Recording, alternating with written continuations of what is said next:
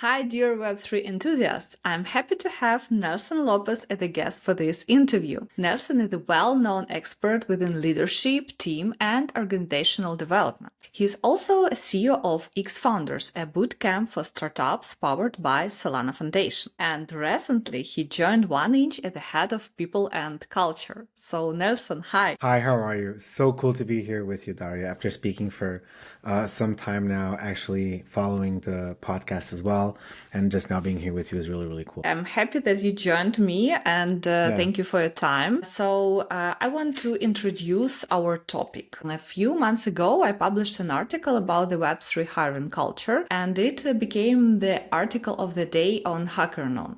So, it showed the high interest in Web3 jobs and the challenges facing newcomers and experienced professionals. Guys, today we'll discuss the Web3 job market and how to improve the hiring culture. Watch this video and share it with your friends. So, Nelson, please share some interesting facts about your professional background. Okay, cool. So, yeah, actually, my background academically is clinical psychology, but I was always passionate about business, entrepreneurship, innovation.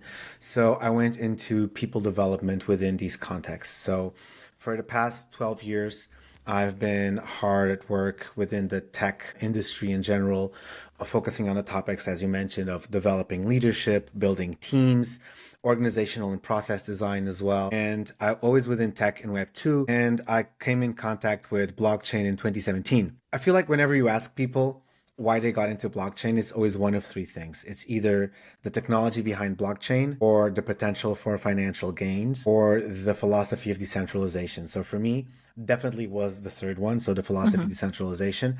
So I came in touch with blockchain through a project called Helium, which is what we would call today DePIN, but at the time, that term wasn't just that much around. So basically, it's about decentralizing wireless access network for IoT devices. So I thought that was a great concept. I wanted to make blockchain in Web3 my whole day, every day. So I just started going on to cool projects that I found out about, going in their communities, Reddits, Discords, Telegrams, what have you, just kind of raising my hand saying, hey, this is my skill set. This is what I do. Can I do this for you? Can I volunteer my time? I just want to engage. So that kind of grew. And I've been doing ever since 2018, let's say, consulting for Web3 startups and projects. I'm also an advisor for a couple of VCs and accelerators. And in 2021, I was asked to join Gate.io, a huge centralized exchange, as their head of people. So I was at Gate for 3 years, later went to the headquarters as head of people and operations. So this means my job was twofold.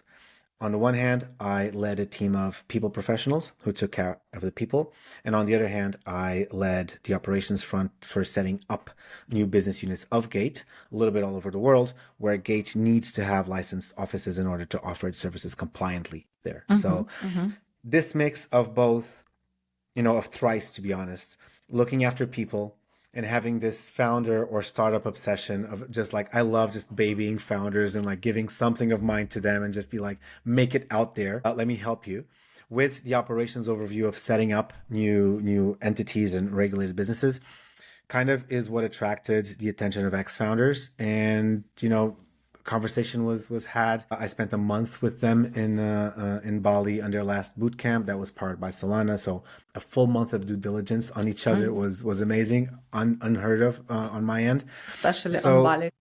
Yeah, for sure, especially in Bali.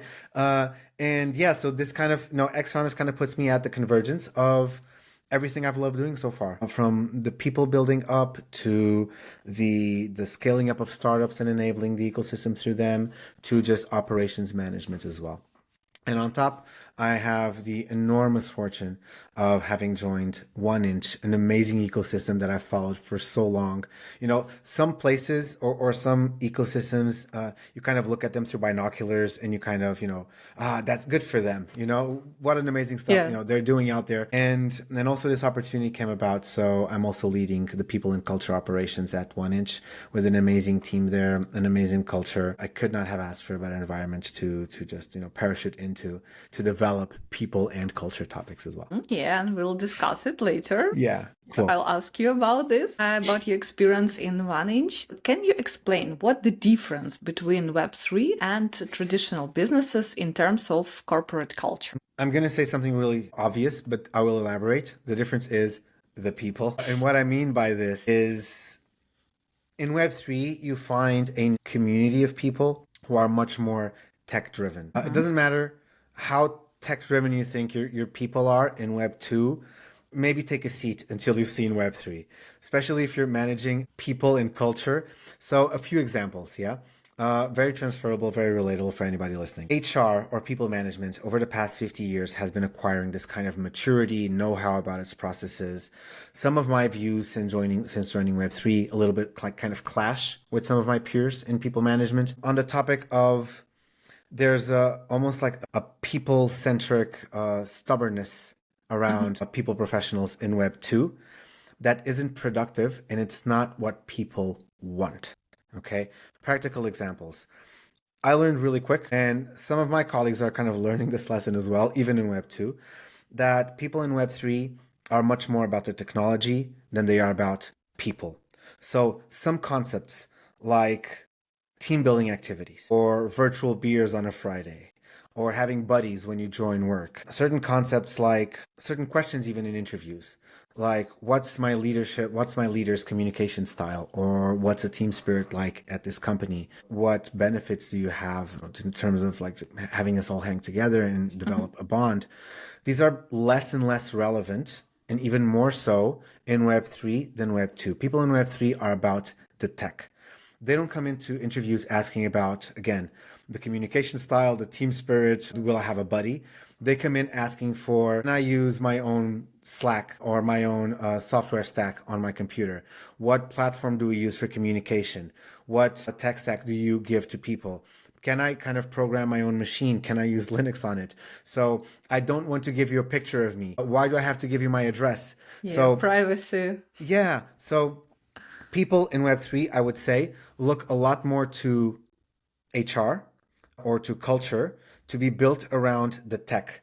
They look for culture as an enabler of doing work and not as an enabler of socialization, because their socialization too, they've decentralized. So if you come up and you're offering a great training program for somebody in Web3, likely the response will be, why? I learn everything I need to from Discord, or from just chatting with people I admire. I have 3 mentors. I don't need a company to funnel training onto me for skills that I may or may not need or use. So the main difference here is people, in that the expectations are completely different, and it's within the same tone as the younger generations who are more tech focused and people focused. But I think people management and those who enable culture in companies will need to understand that people in Web3 are much more about, at work, are much more about the tech and enabling work than they are about the people and this kind of stubbornness that, people management sometimes tends traditional perks and features impose on people. Anybody that I've met, like any leadership I've met in Web3, for example, they much rather have a competent people professional who enables them to work and works with them asynchronously, for example. So I don't need to see you, but I see a lot of people professionals thinking it's super necessary for people to see me. Let's have a meeting. I don't care that's your 7 a.m. and my 3 p.m. You need to see me because my value is human. Maybe not.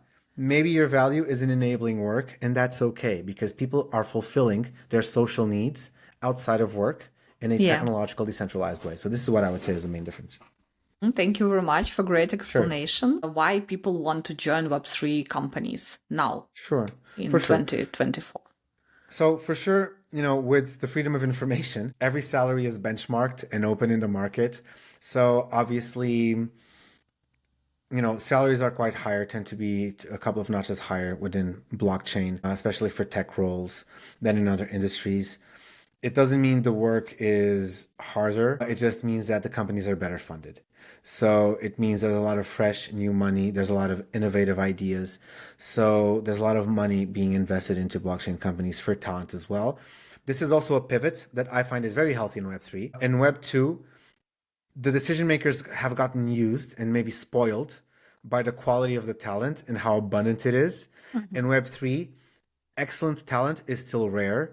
So people value talent and are willing to pay for talent. So for everybody working in Tech 2 listening, in Web 2 and they're listening, if you feel undervalued in Web 2, take a Solidity course, take a Rust course, come over to Web 3. You will feel valued because there's less of you here. Okay, so that's number one. So talent is actually valued and people put their money where their mouth is in terms of, it's not about how much I value you. So here's a check for you to go to the gym. It's I really value you. So here's maybe a 30% increase on your salary, which will allow you to go to the gym and do whatever else you want to do with your life. So there's meaning behind those words. Secondly, I mean, it's a new kid on the block, isn't it? Blockchain and AI. If you are really nerding out, and in the best sense of the word, nerding out about new technology, you want to be at the forefront of what's being built. That's nowhere else right now. Yeah. That's blockchain, that's AI, and maybe if you work at CERN, so the European Super Collider, doing quantum physics. Yeah, But it's super basically, exciting experience. yeah. So it's either that, it's blockchain, AI, or getting a quantum generator to divide by zero. It's one of the three. But in blockchain, in AI, that's where you build new things. That's where you build exciting things. That's where you are to 10, 5, maybe 3 years from now. Do something that is groundbreaking and society shaking and point it and say, I was there. I did that, Imagine being like, I don't know how many years ago, at the invention of the combustion engine. Yeah. Mhm. And now you're like 100 years older, however many, and you look at the world that's filled with cars. We can debate if that's a good thing or not, but you look at the world that's filled with cars and you can say, look, I did that. That was me. I was there in the beginning. So if you're really true about, how innovation driven you are and you really want to be at the bleeding edge, blockchain and AI is where it's at. So that's where I think is the main attractive points as well that bring people on. Once you come over, you stay for the people. Because I've never met such an exciting, innovation-driven, like solution-oriented, better world aspiring group of people as in Web3. And so much is about community. So some of these vices from Tech 2, where there's like from Web 2, where there's like competition and a scarcity mentality that makes you compete for resources. There's an abundance mentality here that, there's enough for everyone. There's plenty of solutions to be made and people truly do cooperate with each other. There's a saying that goes that the rising tide lifts all boats. That truly is lived in Web3 and you really do for your neighbor and your neighbor does for you. So I don't want to go back. And I think most people wouldn't want to go back to some more, I'll say it, toxicity driven environments of negative competition that we find in Web 2. Yeah, I agree with you. And also, I want to add that Web3 has no borders. And I see that people from Africa, for example, from Asia, from many countries that are developing, they try and they enter the Web3 space without borders. Yes. They can earn high salaries living in developing economies. And they make huge difference compared to their peers, compared to the people working at Web 2. I think that it's also like great thing to bring this development to these countries, to these local communities, and grow and develop them. 100%. And that's another way that Web3 kind of lives its values, where talent too is decentralized. So, the great talent isn't only in the States or in Europe. It's everywhere. Everywhere there's talented people with internet access and they're just waiting for an opportunity. Yeah. One of the reasons why I think this works so well in Web3 is also because nobody's been doing this for 20 years. If you find somebody who's been working at it for 7, that's already kind of a rare beast to encounter out there in the wild.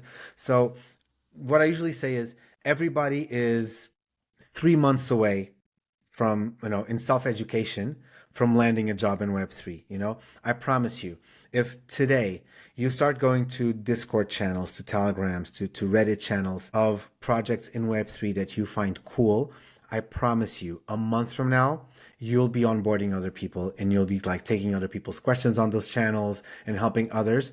It takes nothing. It takes maybe 30 minutes a day for a month.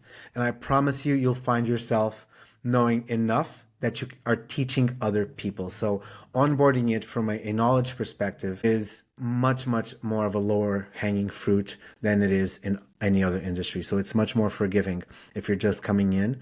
And that's also another factor why I think it's so friendly to people in developing economies, to people whom other industries have shut their doors, to find a way in Web3 and actually be performing better financially in terms of financial earnings, financial education, financial freedom as well when they join Web3. You can motivate, definitely. I hope I'm motivating somebody. Come on over.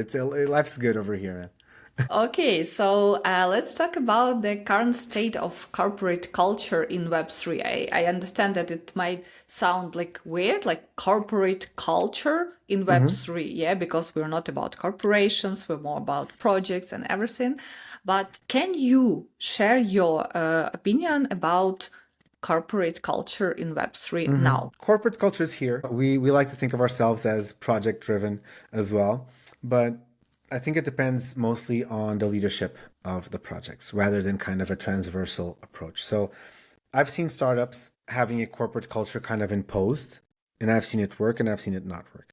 And I've seen huge organizations still being ran as startups. The cons of both is that if you run a startup with a corporate culture, you're going to make it likely slower, less agile. Decision-making processes will perhaps generate a little bit of entropy.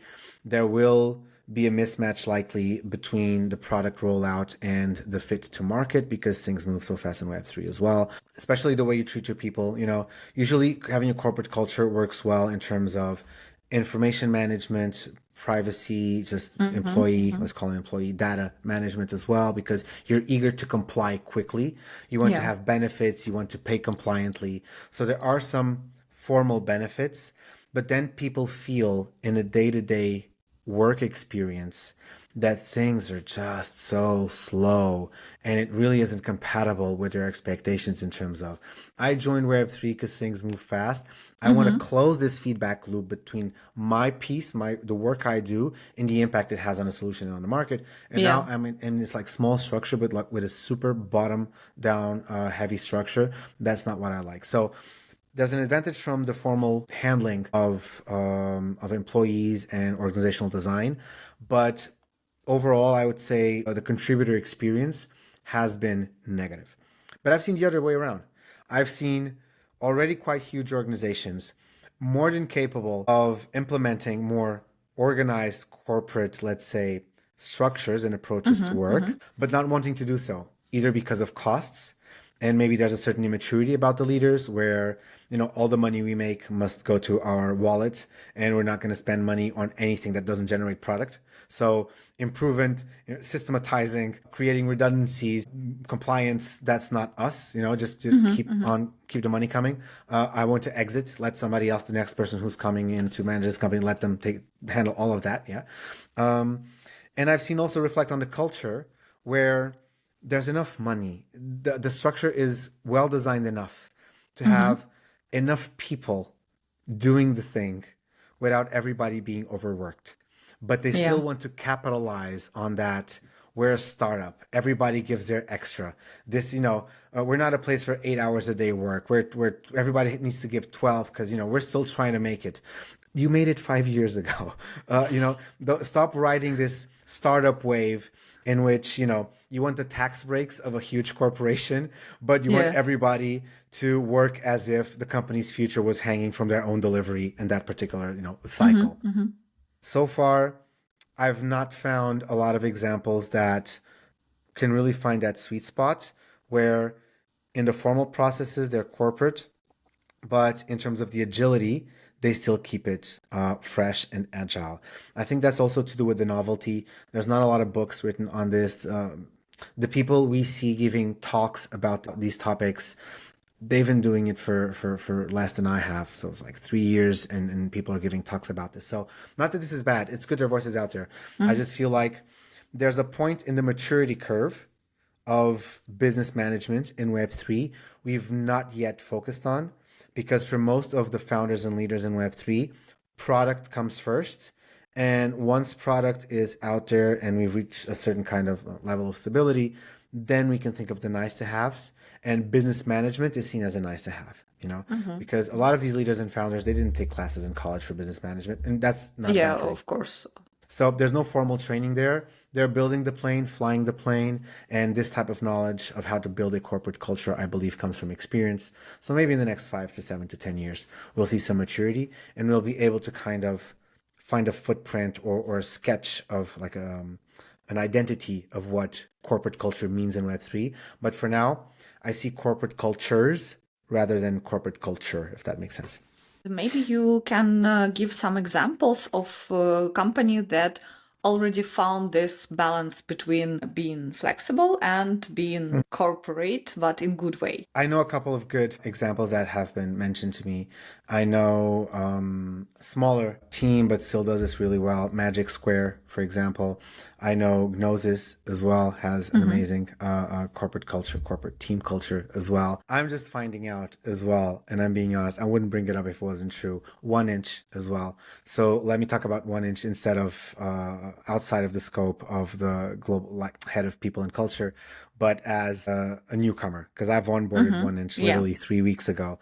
So from the onboarding process to the availability of the leaders, the ease of allowing someone to, phase in to the projects that they have as well, the benefits allocated, and more than just being there when you ask for, the amount of people I've found kind of volunteer their time to make sure that newcomers have everything they need, and if they need any pointers in this or that direction, even after an all hands call with the whole company, 2 or 3 people just coming up and saying, hey, this was a long call, a lot of topics covered.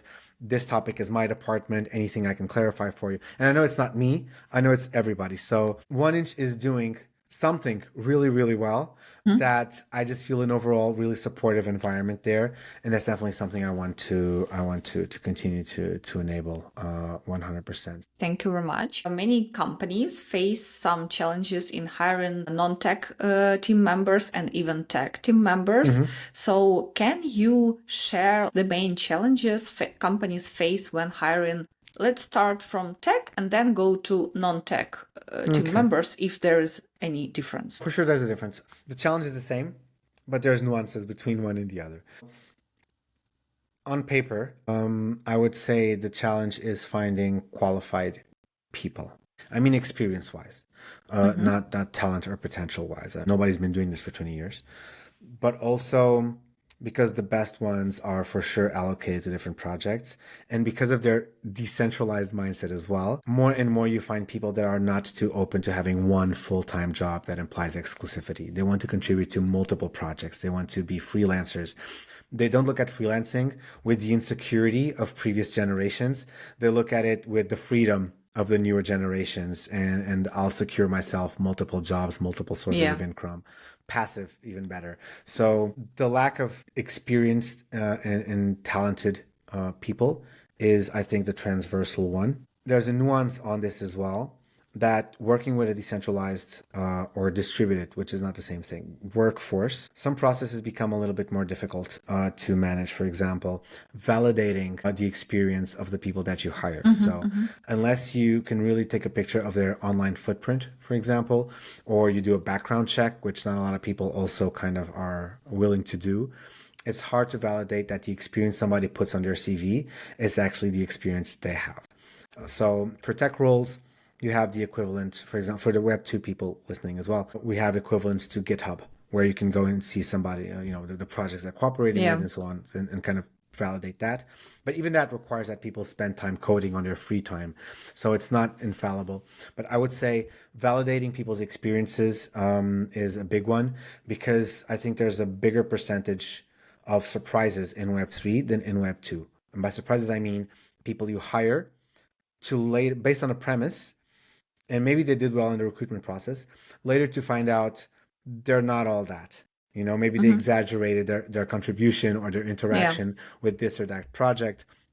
So that happens a lot. And then the good side is, again, nobody's been doing this for a long time. So some roles are more forgiving than others. For technical roles, I don't think those are very forgiving. You either know how to code or you don't know how to code. Yes, you either understand, blockchain engines or you don't. You either understand smart contracts or you don't. For non-technical roles, these are more forgiving. If you're an excellent community manager, for example, in tech, and you have an interest in Web3, you hang around Web3 communities, you understand the lingo, you understand the ethos, the tone of voice, that's a high likelihood you'll succeed being not as ideal as if you already had experience managing communities in Web3, but high likelihood you'll succeed, which is different from technical roles. Yeah.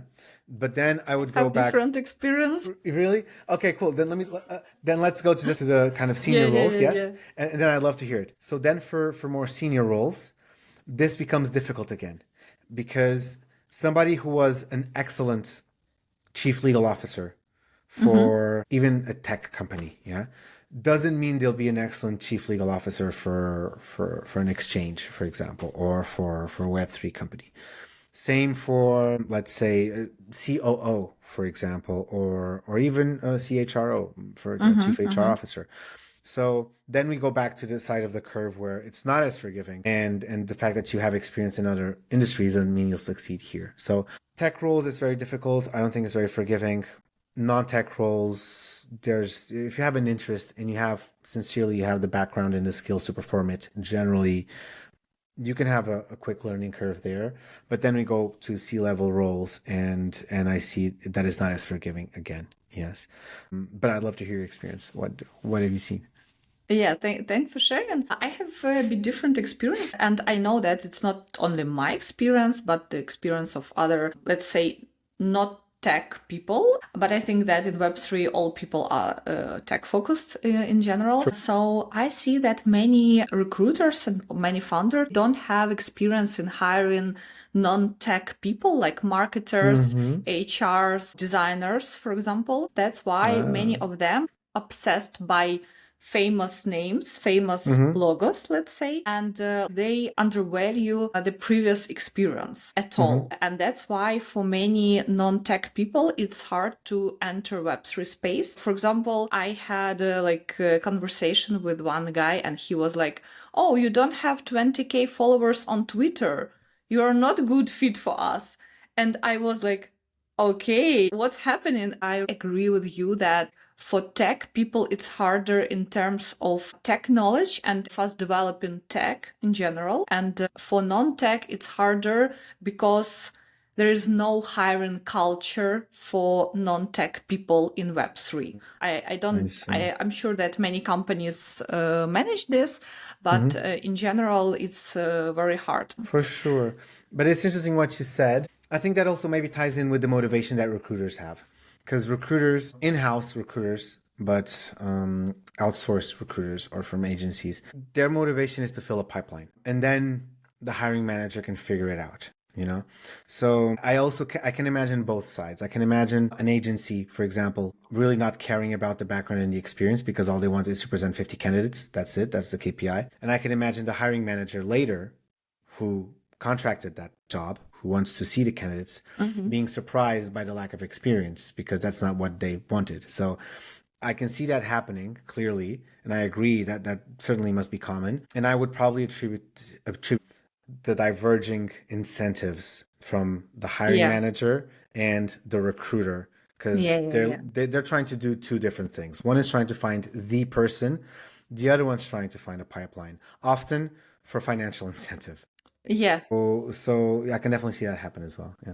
Yeah. And there is a big difference between internal recruiters and external. For sure. Did you face or did you see any tribalistic or cult-oriented cultures in Web3?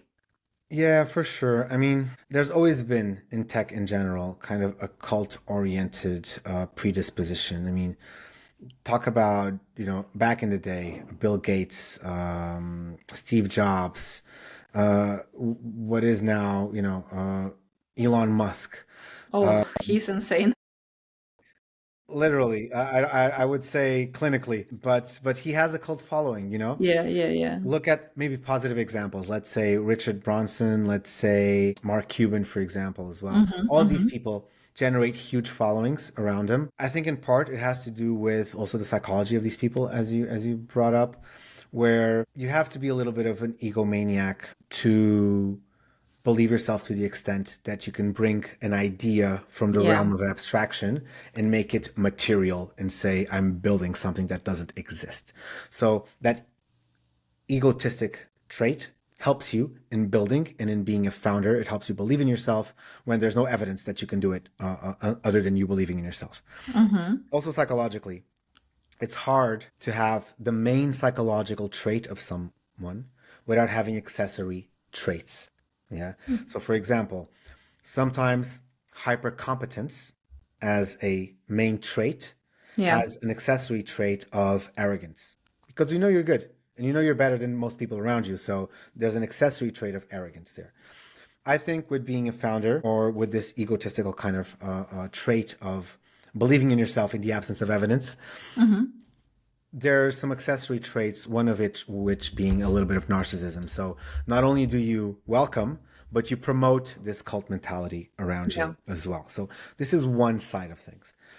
The other one is in Web3 and most absolute vast majority of these projects, there's not a lot of hierarchies or levels between individual contributors and the founder / CEO, if they're the same person.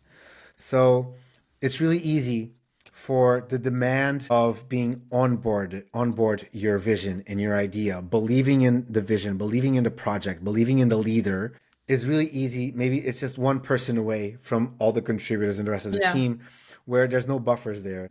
Look at Jeff Bezos. He's no different than most Web3 founders in this way. There's just 100 people in the hierarchy between the base level contributor. And so there's 100 people that shield the base level contributor. You can work 40 years at Amazon, never see Jeff Bezos live. Yes. But it's there. So when we talk about smaller projects where every day you're having a call with your founder, it's a lot easier for this demand for believing in me and being on board. What, you don't believe in this project, then what are you doing here? You need to believe in this as much as I do for this to go forward, which is not untrue in most cases. Especially, there's a stage for startups where they're little more than an idea, a whisper of dissent, a whisper of sabotage, and it can all go away. So I understand this little bit of overprotectiveness, but there's just less layers between the founder's ego, which is there more often than we assume. We just don't see it in huge corporations because we don't know the CEO. But it just comes across much more easily to all of the contributors. So it's much more exposed, much more visible. Half of these people are on Twitter speaking their minds left and right, thinking very little about liability, but just showcasing how much they believe in their product. So yes, there is a lot of tribalism and push for cult following in Web3. Part of it, I think it has to do with ego. Can you help newcomers or potential employers evaluate their employer? Like, what the main things must pay attention to check if this project is good and if it's great to join it? Above all, I would say transparency. It's one of the tenets of blockchain in any case. So it's part of our ethos. It's important that founders or leaders of projects that you join follow in that. So try to understand how clear people are about the project, the milestones to the past, the missed milestones to the past, the milestones ahead, the roadmap, maybe the funding, because that should also be public if it's not on the public disclosure. But what's your runway look like? Are we funded for 8 months, for 12, for 6? What are we looking at here? So I would say transparency also on a day-to-day basis, but you don't know this until you join. So this is a question about before joining.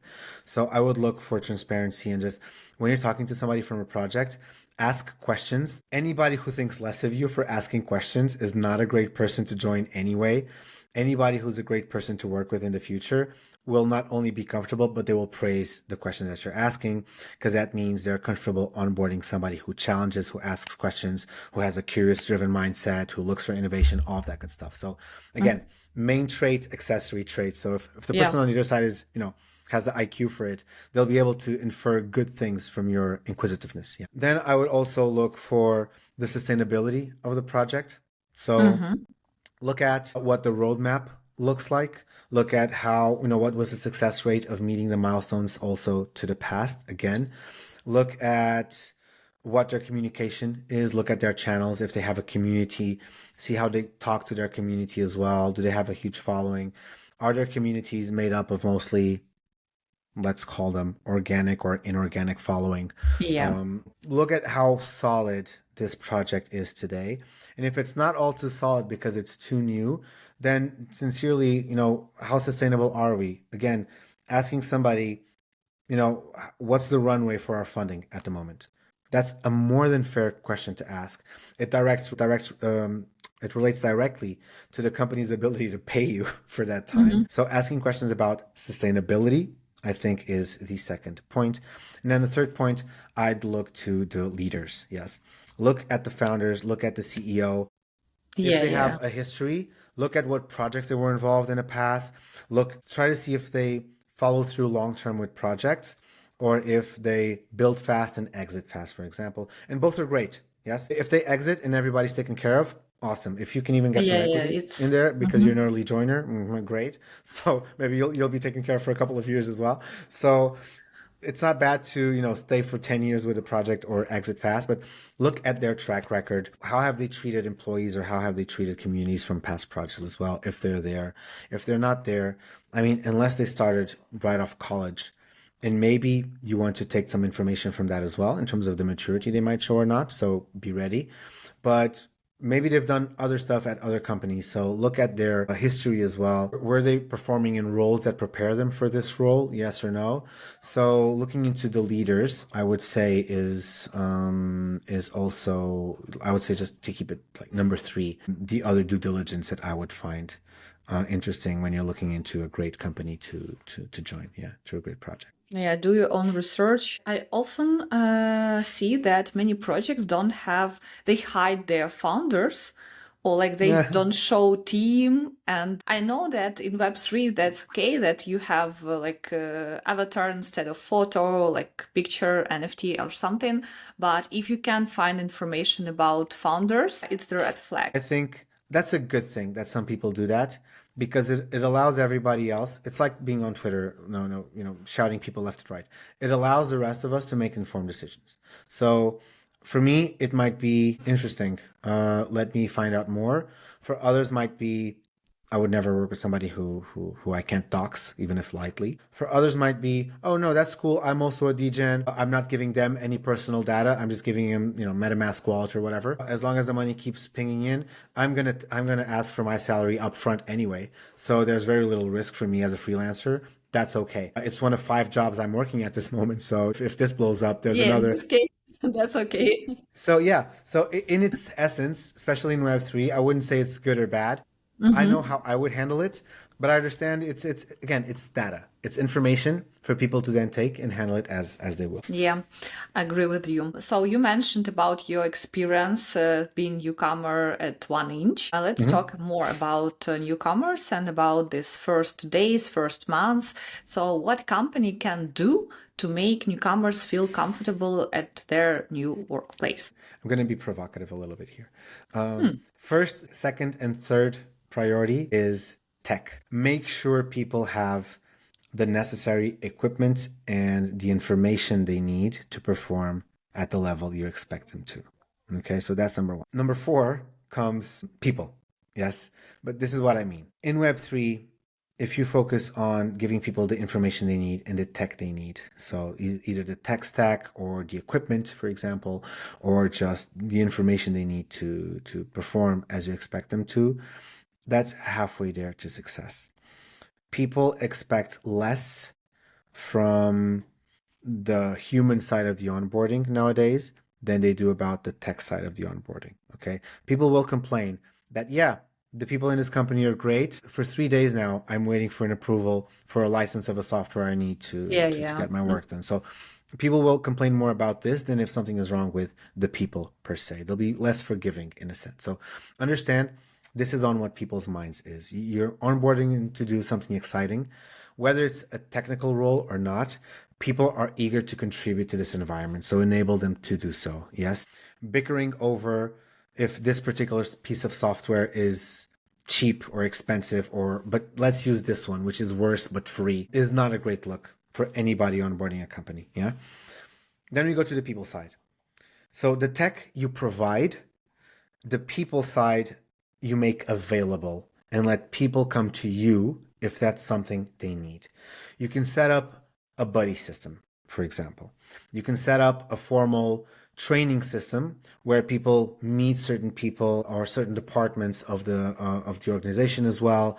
They have this nice presentation, this nice overview of what we all do, but either make it in a way that they can arrange it in their own schedules, or maybe make it pre-recorded so they get to know the people, but it's not taking up time on people's schedules, because they will also complain about that. And from the HR side, make yourself available more than you're booking meetings with people, because trust me, people are finding that more and more annoying and less productive. Because, and again, either you work in Web3 and you know, or you just need to trust me on this one. People aren't looking at HR for the people.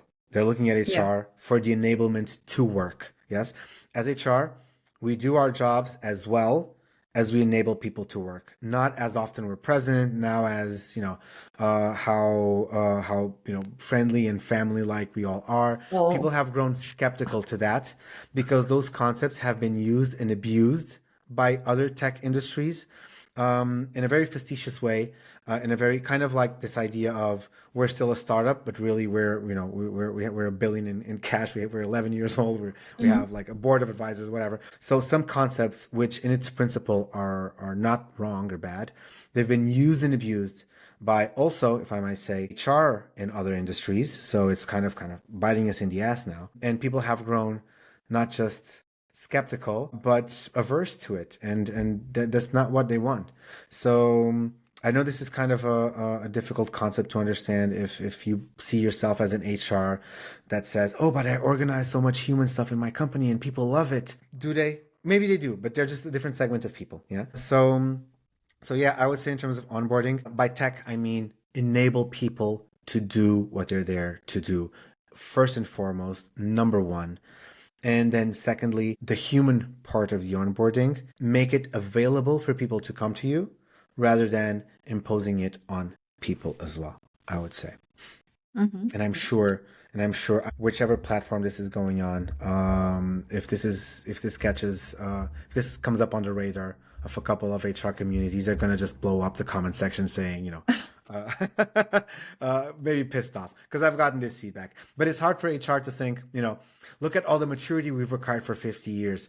Look at, we're finally having CHRO roles. We finally have a place at the management table.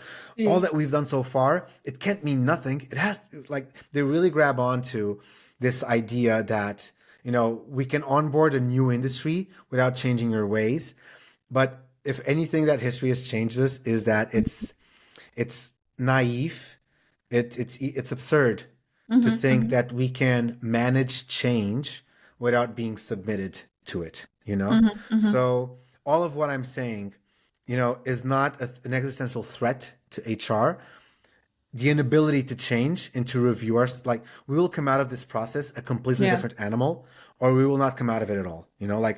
Chickens were once T-Rexes, but chickens are still around, not T-Rexes, we will come out of this transformed, or we won't come out of this at all, because failure to change is what is an existential threat. Building teams will always need help. Organizational design, process design will always need help. So if we can let go a little bit of our insecurities as HR, let's say, I think we'll find a long way ahead of us. But failure to notice that, I think, is what's an existential threat to us. Thank Not you. Us, them. I'm already on this side. Okay. Thank you for this great answer. What do you think about this family culture? Because it sounds like cliche, and for me, it sounds like something toxic when people will push me to do something and saying we're a family, blah blah blah. Do you see any threat in this? And what's your opinion on this family-oriented culture? It's bullshit. To be straightforward with you. Again, it meant something one day, back in the 50s maybe, where you had family-owned businesses, and maybe you have a little mom and pop shop or a restaurant or an appliance store, and you hire an employee, and the employee reports directly to the couple that runs the business. Okay, so it meant something one day where you have a familial relation to the owners of the business. But then it was just abused by companies and Yeah. corporations and HR. And now it just means you got to give it your all, as if you owned this company and as if your future hangs on this company's success. Mm-hmm. But it doesn't, because you don't have stakes in the company. You don't have stock options. We pay you the same every month. If you work extra hard, we pay you a bonus, maybe. If we Maybe not. do well, maybe not. If all of the board and the shareholders, after they get their money, maybe there's some left for you as well. Yeah. But we want you to live as if, this is your company, which is not. And this is something I advise founders as well, be reasonable. It's very easy to try to have people see the company the way you see it because it is your baby and it's fair that you see it this way. But you wanted to start a company, you wanted the risk. You onboarded this risk. You sleep maybe less well at night because you made this life choice. Other people, and it's just as fair, they don't want that risk. They don't have the idea. They don't want to be the entrepreneur. They want their salary. They want to wake up at night thinking of where they're going to take their kid to the water park tomorrow, for example, not of where am I going to go for money for the next funding round. Let people live their choices and don't impose on them the stress of a choice you made.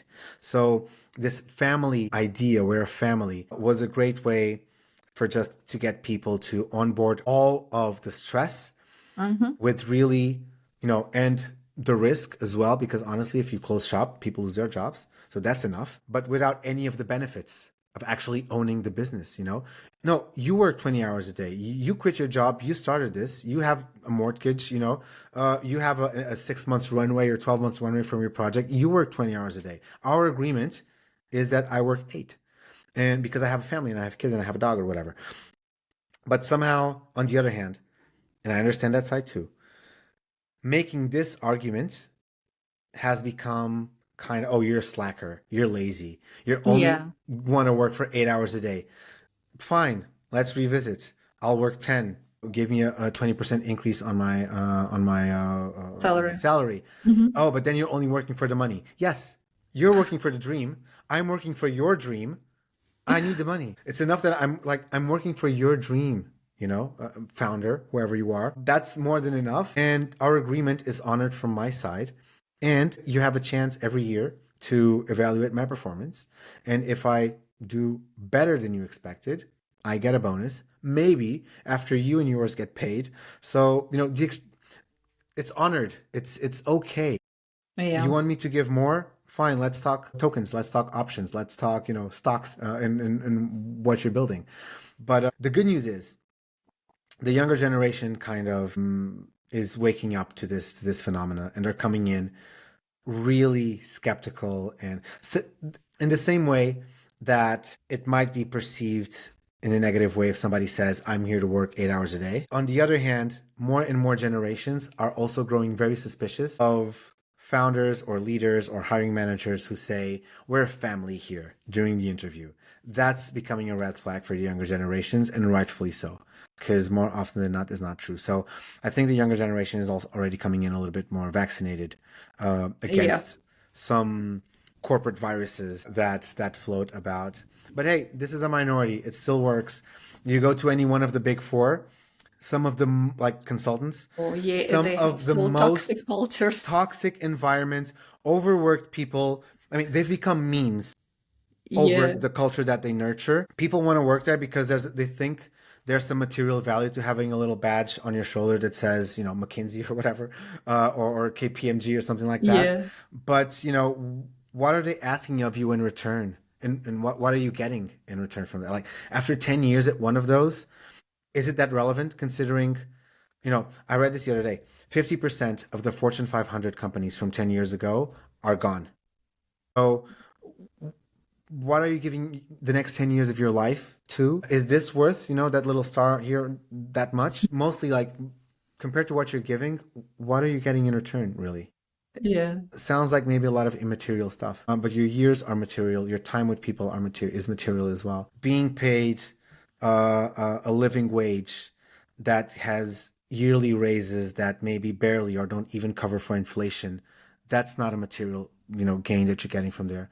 So, but if you go there, I guarantee you somebody in there is right now today delivering an onboarding training at one of the big four saying, we're family here. I promise you, somebody anywhere in the world is saying this right now at one of the big four. So yeah, I think it's a bit of a toxic term nowadays, but the younger generations have grown wise to it and they're kind of pushing back. Yeah, that's good news. Yeah, hopefully. There's Okay, hope. Nelson, thank you very much for this conversation. It's so lovely Absolutely. and so exciting and insightful, I'm sure. So thank you very much. I even don't want to ask you about recommendations because you shared all your recommendations and your advice before. Thank you. Guys, I leave Nelson's links under this video so you can follow him and like his posts, videos, and other content. So share this video with your friends and see you next time. Thank you so much, Daria. Absolute pleasure and happy to reach out to anybody listening. Take care.